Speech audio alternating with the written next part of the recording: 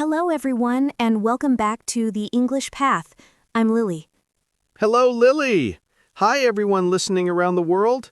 I'm Jack, and it's wonderful to chat with you today. Hi, Jack. How are things with you this morning? I'm feeling great, thanks. I had a really productive start to my day, making coffee and listening to some music. How about you? I'm feeling really enthusiastic. I think today's topic is going to be a lot of fun.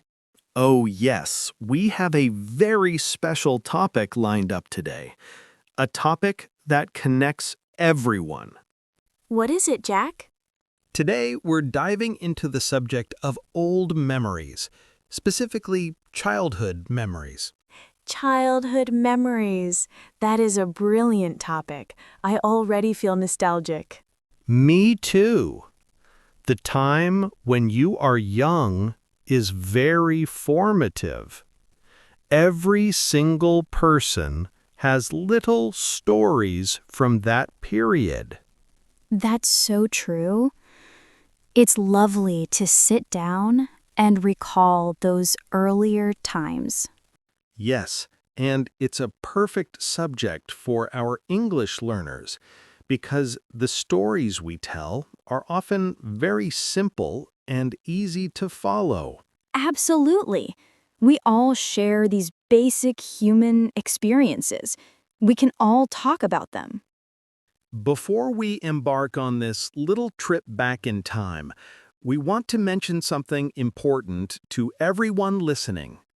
Yes, if you are enjoying what you hear on our podcast, please remember to subscribe to The English Path. Thank you so much. Your support helps us keep making these lessons for you. Okay, Jack, are you all set to open the book of your youth? I am totally ready. I have so many moments popping into my head already. Me too. So, where should we begin our journey? Let's kick off with a basic question.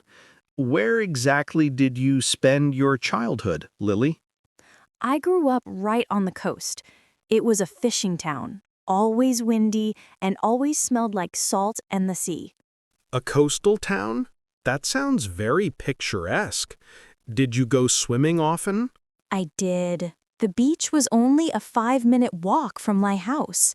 I was there almost every day in the summer. Wow, that sounds like paradise. I love the ocean. It was wonderful.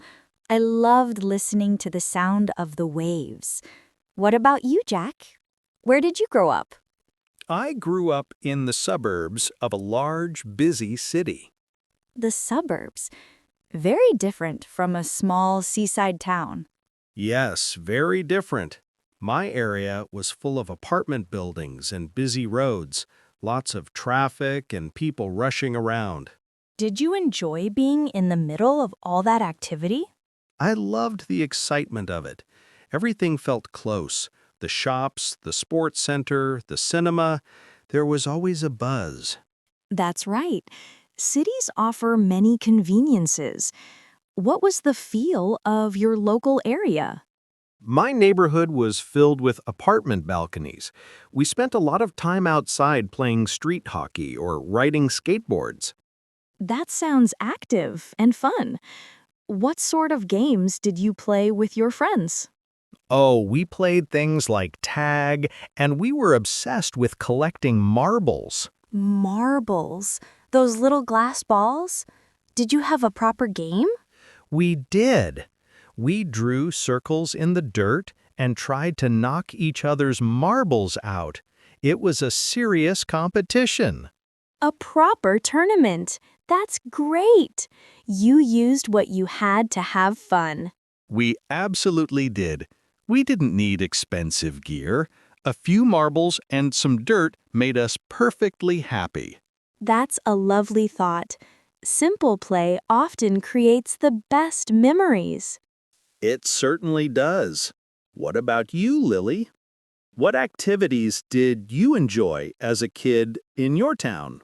Well, because we were near the water, we did a lot of exploring. We would build sand castles that were huge. Sand castles. I guess that's the seaside equivalent of a treehouse. Exactly. We even dug big moats around them and waited for the tide to come in. That's ambitious. Did your parents worry about you being so close to the water? My dad was always shouting, "Stay close to the shore, Lily. Don't go too deep." Fathers always worry about the water. They are the guards of the beach. They are, but I loved the feeling of the wet sand between my toes. I felt like an architect building a tiny kingdom. I can picture it perfectly. King of the castle, watching the waves. Precisely. Did you ever go to a beach in the city? Not often, but we had a community pool. We went there on the hottest days of the summer. A pool. What did you do there? We practiced our diving, we had splash fights, and we tried to see who could hold their breath the longest underwater. Holding your breath, that's a classic pool contest. It is. My friend Leo always won. He was like a fish. Leo the fish? I understand. Those little friendly competitions are great memories. They are. Okay, let's switch gears and talk about school. Do you have a vivid memory of your first day? Oh, yes. It feels like yesterday. I remember that day very clearly. Tell me what you can recall. I was 5 years old. I remember wearing a brand new yellow dress. I was feeling very shy and kept hiding behind my older brother's leg. Were you feeling anxious about starting? Quite anxious. Everything seemed huge and noisy. The hallway, the classrooms, the sheer number of children. That's a huge transition for a little one. It was. But my teacher, Mr. Davies, was fantastic. He had a great, big, booming laugh and a lot of patience. Mr. Davies, do you remember his appearance? I do. He wore big, colorful bow ties, and he made the lesson about colors really fun. He calmed me down instantly. That's wonderful. A good first teacher can set the tone for your whole education. They really can. What was your first day of school like, Jack? My first day was an adventure. I was ready to go. Really? You weren't nervous at all? Not at all. I was excited. I wanted to see the big playground and try out the new climbing frame. That's a great positive attitude. My mom tells me I gave her a quick hug at the gate and then sprinted away to find the swings. Oh, why? Was she heartbroken? A little sad that I didn't need her, but mostly happy that I was so independent and eager. That's sweet. So, did you make friends right away? Yes, on that first morning, I met my best buddy, Simon. Simon! Are you still in contact all these years later? Absolutely. We talk all the time, even though he lives far away now. We've been friends for over 35 years. Wow, that's incredible. A friendship that started in elementary school? It is something special. We shared everything, packed lunches, homework stress, and even our clothes sometimes. What did you and Simon enjoy doing together the most? We were both obsessed with building with blocks, Legos. Legos. Those little plastic bricks. I loved those too. Everyone loves them. It was all about building the biggest, most complex spacecraft or city we could imagine. It was pure creative freedom. I could spend hours building strange robots and animals. Exactly. Where did you spend your time playing with your blocks? I used to spread everything out on the carpet in my bedroom, but I loved taking them outside and building miniature villages in the garden. The garden. Did you enjoy spending time outside? I loved nature. I was always looking for little bugs and things like that. Every week, I'd visit the local pet store. The pet store. Did you want to buy a pet? I did. I loved looking at the fish in the big tanks. I used to save my pocket money for weeks to buy a single colorful fish. What kind of fish did you like? I loved the little guppies and the bright red goldfish. I kept them in a small tank on my windowsill. That sounds calming. Taking care of living things is a good responsibility for a child. What about you? Did you have a hobby that kept you busy? I was never very patient with building models or fish. I preferred drawing and making up my own comic books. Drawing is fun. Did you make up your own characters? Yes, I had one main character, a clumsy superhero named Captain Clunk. I drew him saving the city in almost every story. Captain Clunk. That's a great name. Did you keep any of those books? Unfortunately, no. I used to hide them under my mattress, and when I moved house, they must have gotten thrown away.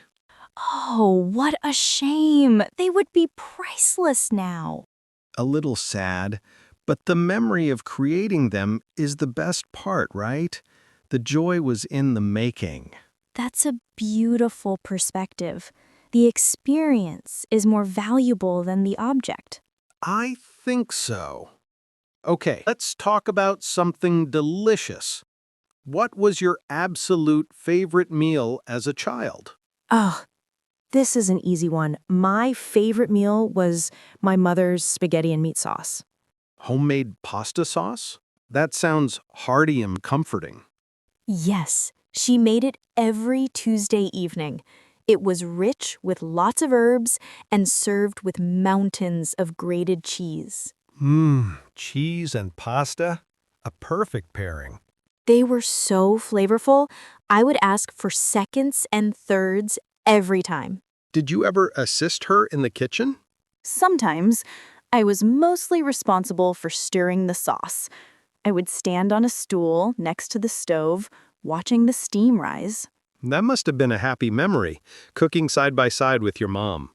It was a real family ritual. Just the sound of the spoon scraping the bottom of the pot brings me back to that time. Those are memories to cherish. They absolutely are. I try to make her recipe now, but it never tastes quite the same. It was a real family ritual. Just the sound of the spoon scraping the bottom of the pot brings me back to that time. Those are memories to cherish. They absolutely are. I try to make her recipe now, but it never tastes quite the same. My favorite was my grandfather's cheese omelets, Omelets for breakfast or dinner? usually on a Sunday morning. My grandfather was a baker, but his omelets were famous in our family. Famous omelets. What made them so special? He added chives and cheddar cheese, and he always cooked them so they were incredibly fluffy and light. Fluffy omelets. Delicious. Did you have them with the whole family? Yes, Sunday mornings meant everyone gathered in the kitchen. No electronic devices, just eating, reading the newspaper, and talking. That sounds wonderful. Having that scheduled family time is so valuable. It really is. I try to make a big breakfast every Sunday with my own family to keep that feeling alive. That's a beautiful tradition to carry forward. My kids are always asking for Grandpa's fluffy eggs. Okay, let's talk about celebrations. Do you remember your big childhood parties? Oh, yes. Birthdays were a huge deal. Tell me about the general atmosphere. My dad would rent a big bouncy castle and set it up in our garden. We invited the entire street. We would jump for hours until we were exhausted. A bouncy castle. That's a next-level party. It was. We played games like musical statues and had a big water balloon toss in the summer. Simple, but always a guaranteed good time. What about your birthdays, Jack? My celebrations were more focused on a theme. My mother always picked a character, like a pirate or a cowboy. A themed party? That sounds fun for dressing up. It was. For my 10th birthday, it was a space theme. Everyone wore aluminum foil and pretended to be astronauts. That's hilarious. Did you have a special cake? Yes, my mother made a giant round cake that looked like the moon. It was gray and silver icing. And what sort of gifts did you look forward to? Presents were a highlight. Not many, but they felt very special. Things I knew I would play with for years. Like what? Can you remember a favorite? When I was 6, I got a little toy kitchen. It was red and blue, and I loved it. I cooked plastic food for my stuffed animals. A toy kitchen. That's so sweet. I can picture you making tiny gourmet meals. Okay, let's talk about time off. What was your favorite school break? My favorite was the winter holidays. The winter break, time for hot drinks and cozy sweaters. Yes, the whole month of December felt exciting. The decorations, the festive music, the general feeling of magic. What was the tradition in your house during the winter break? We used to drive to a forest to chop down our own Christmas tree. Wow, a real fresh-smelling tree. Yes, we'd bring it home and the whole family would decorate it together while listening to cheerful songs. What was the most memorable gift you ever got? When I was 8, I got a professional telescope.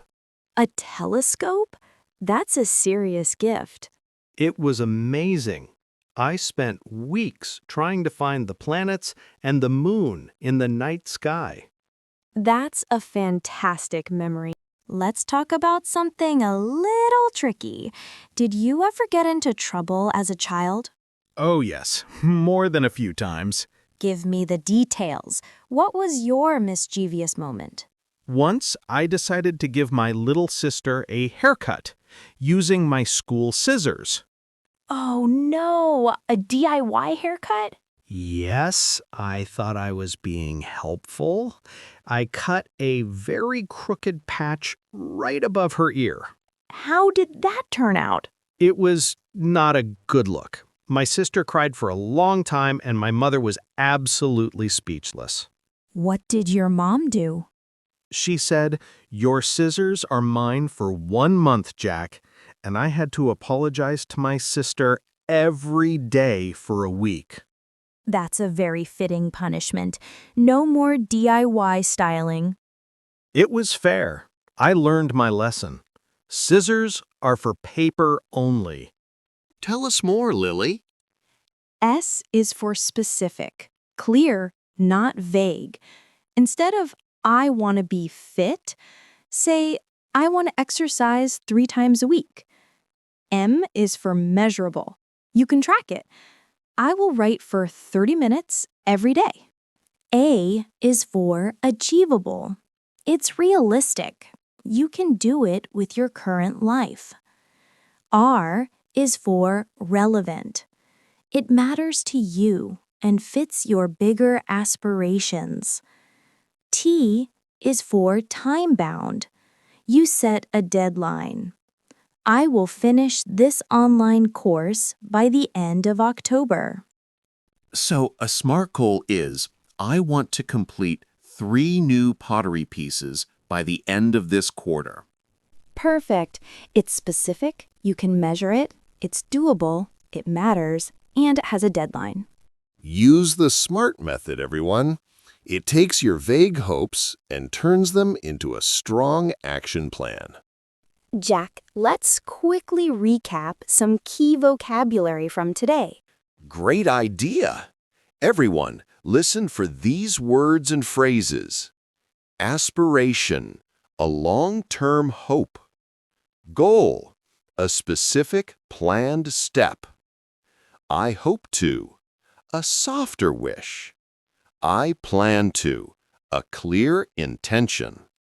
I'm aiming for, focusing on a target. One day I want to, a desire for the future without a rush. I'm rooting for you, a phrase of support. Let's practice one final phrase. Repeat after us. I am capable of making my dreams come true. Say it with confidence. Everyone, your hopes and plans are important. Speaking about them in English is a powerful step. When you can articulate what you want, you start to make it happen. The language you use shapes your reality.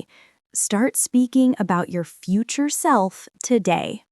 We have a challenge for you.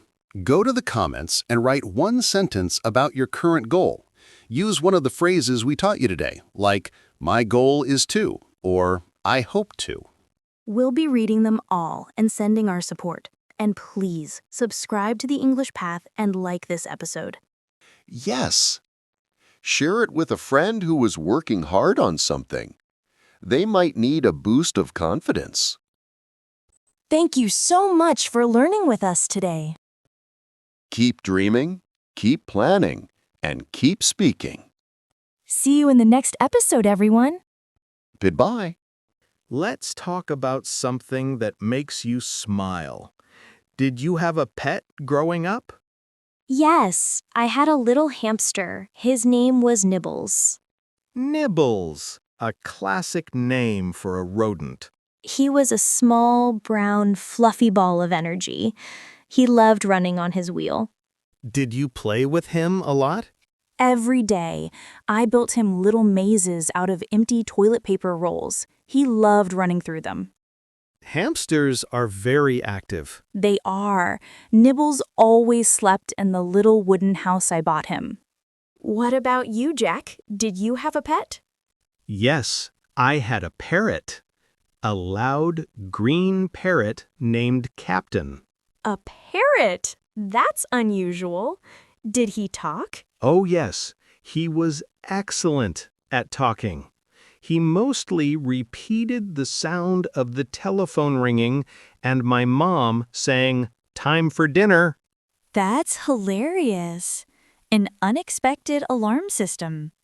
He was a huge part of the family. He lived in a massive cage in the living room.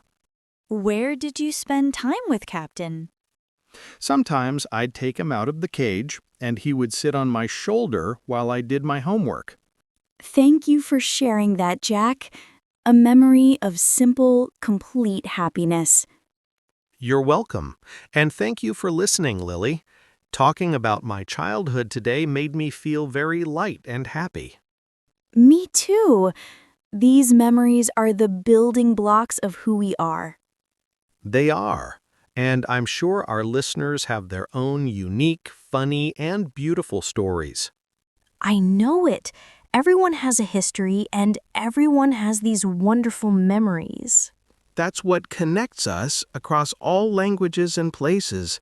We remember, we share, and we feel closer. Well said. Well, everyone, thank you so much for joining us on this trip down memory lane at the English Path today. Yes, thank you for your time. We really appreciate you being here to learn with us. If you enjoyed this conversation, please hit the subscribe button right now. And please give us a like. Share this episode with a friend who might enjoy it too. And we have one final request for you today. We want to hear your story. Yes. Goodbye, everyone. See you next time.